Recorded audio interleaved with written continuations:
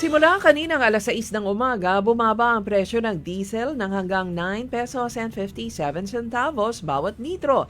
Habang sa ikatlong pagkakataon sa nakalipas na 3 linggo, tumaas ang presyo ng gasolina. Maliit na halaga lang ang itinaas sa presyo ng gasolina at ito ay 47 centavos lang per liter. Ang gas o kerosene ay bumaba naman ng 13 pesos kada litro.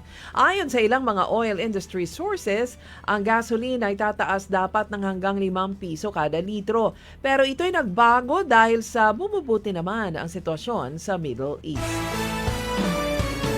Sa ikalawang pagkakataon, muling na-impeach si Vice President Sara Duterte matapos na sang-ayunan ng karamihan sa mga kongresista ang Articles of Impeachment. Nasa 255 na mga miyembro ng Kongreso ang bumoto ng pabor, habang 26 naman ang bumoto ng no at 9 ang nag-abstain.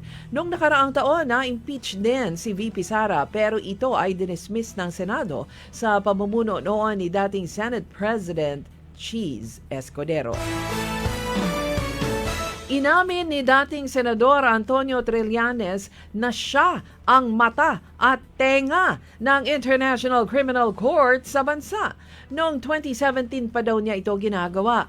Kahapon, dala ang arrest warrant ng ICC para kay Senator Bato de la Rosa.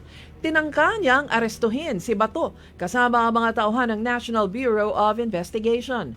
Ayon kay Senator Amy Marcos, alam ni dating Senate President Tito Soto na nasa Senate compound ang NBI dahil umaga pa lang ay nasa opisina na niya ang mga ito.